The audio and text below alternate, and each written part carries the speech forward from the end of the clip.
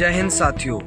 आज हम बात करेंगे नदियों के बारे में। नदी माँ है या कचरे का डब्बा, सच्चाई जानकर हिल जाएंगे।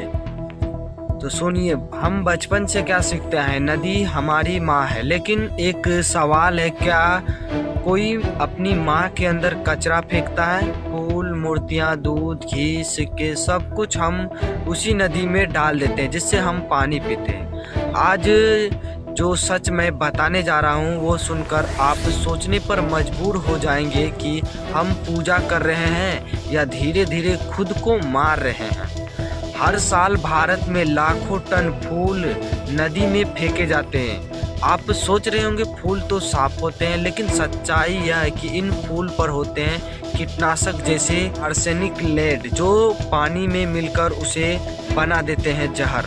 और अब बात मूर्तियाँ की, ज़्यादातर मूर्तियाँ बनती है प्लास्टर ऑफ पेरिस से और उन पर लगते हैं जहरीले पेंट। जब ये मूर्तियाँ नदी में घुलती तो पानी बन जाता है धीरे धीरे जहर, यानी हम पूजा के नाम पर नदी में जहर घोल रहे हैं। अब आप सोच रहे होंगे बस यही वजह है? नहीं, सबसे बड़ा गुनहगार है शहरों का गंदा पानी। भारत में 70% से ज़्यादा सीवेज बिना साफ किए सीधे नदियों में डाल दिए जाते हैं। सोचो, घर का गंदा पानी, टॉयलेट का पानी, फैक्ट्री का केमिकल, सब कुछ सीधा नदी में, और फिर वही नदी बन जाती है डेड जोन। मतलब ना उसमें मछली जिंदा रह सकती है ना कोई जीव।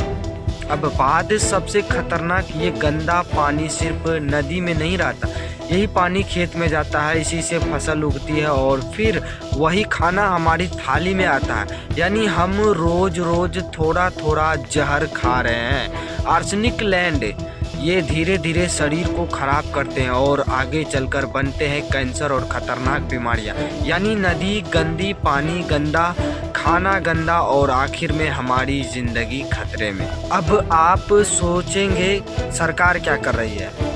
हजारों करोड़ों रुपए खर्च हो चुके हैं नदियों को साफ करने के नाम पर, लेकिन जमीन पर क्या बदला? नदी आज भी गंदी है, पानी आज भी जहरीला है। क्यों? क्योंकि प्लानिंग में गलती, काम में लापरवाही और सिस्टम में कमी। तो अब सवाल है, क्या करें? मंदिर में फूल फेंकिए मत, उससे अगरबत्ती या खाद बनाइए। पीओपी मूर्तियां बंद करिए और मिट्टी की मूर्तियां इस्तेमाल करिए। कचरा नदी में डालना बंद करिए और सबसे ज़रूरी, अपनी सोच बदलिए। आस्था जरूरी है लेकिन अंधविश्वास नहीं।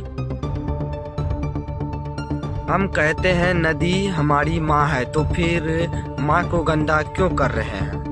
पूजा करिए लेकिन समझदारी के साथ, क्योंकि अगर आज नहीं समझे तो कल पीने के लिए साफ पानी भी नहीं बचेगा।